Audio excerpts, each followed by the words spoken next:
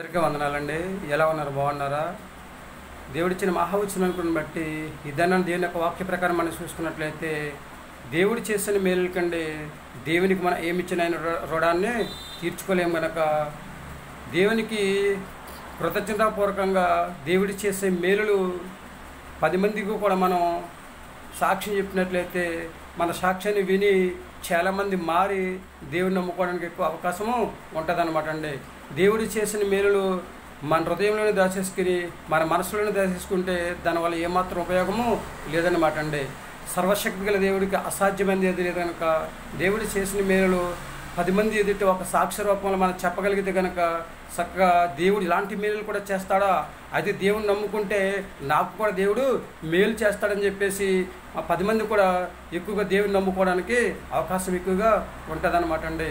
100% కూడా మనం 10 మంది ఎదుట సిగ్గుపడకుండా దేవుడు చేసిన మేలును చెప్పడానికి ప్రయత్నించేయాలి. మంచి సమర్పణ జీవితంతో మంచి సాక్ష్యం చెప్పగలిగే యోగ్యత మనము కలిగి ఉంటే కనుక చక్కగా దేవుడు మనల్ని దీవిస్తూ ఉంటాడు, ఆశీర్వదిస్తూ ఉంటాడు, అభివృద్ధి చేస్తూ ఉంటాడు అనమాట అండి. సాక్ష్యం చెప్పడం వల్లనే ఉపయోగం ఉంటుంది తప్ప సాక్ష్యం దాచేసుకోవడం వల్ల ఏమాత్రం ఉపయోగము ఉండదన్నమాట అండి. అంటే దేవుడు చేసిన మేలులు అందరికీ తెలియజేయాలి. దేవుడు నాకు ఎలా మేలు చేశాడండి, చక్కగా మంచి ఆరోగ్యం దేవుడు ఇచ్చాడు, మంచి ఉన్నతమైన స్థితిలో మమ్మల్ని ఉంచాడు, దేవుడు మంచి మేలులు చేశాడు, చక్కగా ఏమీ లేని మాకు అన్నీ దేవుడు ఇచ్చాడు అని చెప్పేసి సాక్ష్యం చెప్పగలిగితే కనుక మనతో పాటు ఇతరులు కూడా మారి చక్కగా దేవుని నమ్ముకోవడానికి ఎక్కువ అవకాశం ఉంటుంది కనుక దేవుడు చేసిన మర్చిపోకుండా చక్కగా 10 మంది ఎదుట చెప్పడానికి మనం చిత్తపడదామండి. ఒక సాక్షి రూపంలో ఏమంటారు 100% కూడా దేవుడు చేసిన మేలులు నా హృదయంలో దాచుకోకుండా నా మనసులో దాచుకోకుండా 10 మంది ఎదుట చెప్పడానికి ప్రయత్నం చేస్తూ ఉంటానండి. ఒక సాక్ష్యం రూపంలో 10 మంది ఎదుట చెప్పడానికి నేను చిత్తపడతానని చెప్పేసి నేను దేవుడి మాట వింటానండి. ఆయన చేసిన మేలు 100% 10 మందికి చెప్తూ ఉంటానండి. దేవుడి మాట విని ఆయన భయభక్తులు జీవిస్తూ ఉంటానండి, ఆయనకి నమ్మకంగా జీవిస్తూ ఉంటానండి. చక్కగా ఆయన ఇచ్చే ఆశీర్వాదాన్ని పొందుకుని భూమి మీద హాయిగా జీవించి ఆయన రాజ్యవారసులుగా జీవించే యోగ్యతను సంపాదించుకునే స్థితిని నేను కలిగి ఉంటానని చెప్పేసి ఎవరైతే అంటూ ఉంటారో వాళ్ళందరూ కూడా తల్ల వంచినట్లయితే చిన్న ప్రార్థన చేద్దాం.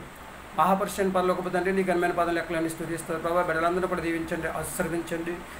నువ్వు చేసిన మేలుని ప్రభావ మా హృదయంలో మా మనసులో దాచుకోకుండా తండ్రి ప్రభావ 10 మంది ఎదుట తండ్రి ప్రభావ ఒక సాక్ష్య రూపంలో చెప్పమని చదివించారు, నీకు వందనాలు. అలా చెప్పడానికి ప్రభావ బిడ్డలందరికీ మంచి మనసును దయచేయండి తండ్రి, నీకు వందనాలు. అలాగే తండ్రి స్తోత్రం ప్రభావ, వివాహం కోసం ఎదురు చూస్తున్న వారిని తండ్రి, గర్భిణీ స్త్రీలను తండ్రి, బాలింత్రాలను తండ్రి స్తోత్రం ప్రభావ. అలాగే తన ఆరోగ్యంతో బాధపడుచున్న వారిని, సంతానం లేని వారిని తండ్రి స్తోత్రం ప్రభావ. అలాగే తండ్రి స్తోత్రం ప్రభావ, పిల్లలను పెద్దలను యవనస్తులను వృద్ధులను తండ్రి స్తోత్రం ప్రభావ. ప్రతి ఒక్కరిని ప్రభావ పేరు పేరుని దీవించి ఆశీర్వదించి వాహనాలు నడుపుతున్న వారిని, చేతురుతులు చేసుకుంటున్న వారిని తండ్రి స్తోత్రం ప్రభావ. అలాగే తండ్రి సంతానంలోకి బాధపడుచున్న వారిని తండ్రి స్తోత్రం. ప్రతి బిడ్డను తండ్రి జ్ఞాపకం చేసుకుని ఎవరికి కావాల్సిన సహాయం వారికి దయచేసి ప్రతి ఒక్కరు ప్రభావ నువ్వు చేసిన మేలు తండ్రి వాళ్ళ మనసులో వాళ్ళ హృదయంలో దోసుకోకుండా తండ్రి 10 మంది ఎదుట తండ్రి ఒక సాక్ష్య రూపంలో తండ్రి చెప్పి యోగ్యతను దయచేయని, ప్రతి ఒక్కరు కూడా మంచి ఆరోగ్యం దయచేయని, మా ప్రార్థన ఆలకించండి, మా ప్రార్థన ప్రతిఫలం దయచేయని, మా కొరకు తరగరాని యేసుక్రీస్తు క్లాస్మేన్ నమ్మలాడి వేడుకుంటున్నాము తండ్రి, ఆమేన్. అందరికీ వందనాలండి. తిరిగి దేవుని ఆశీర్వాదాలు మీకు తోడుగున్న కాక దేవుడు మిమ్మల్ని దీవించి ఆశీర్వదించను కాక, ఆమేన్. దేవుడు చేసిన మేలును 10 మందికి ఒక సాక్ష్య రూపంలో చెప్పగలిగే యోగ్యతను కలిగి ఉంటారండి. ఏమంటారండి, చెప్తారా 10 మందికి సాక్ష్యాన్ని?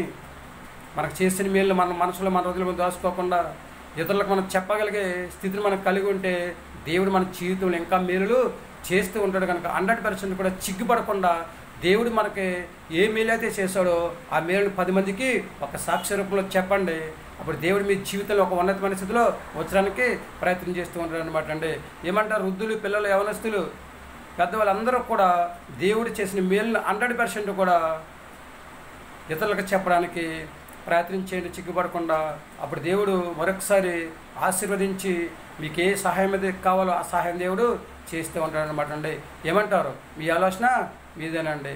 100% కూడా మనం దేవుని యందు భయభక్తులు కలిగి చక్కగా ఆయనకు అంగీకారంగా జీవించి దేవుడు చేసే మేలులు ఇతరులకు చెప్పి చక్కగా దేవుడిచ్చే ఆశీర్వాదాన్ని పొందుకుని భూమి మీద హాయిగా జీవిద్దామండి.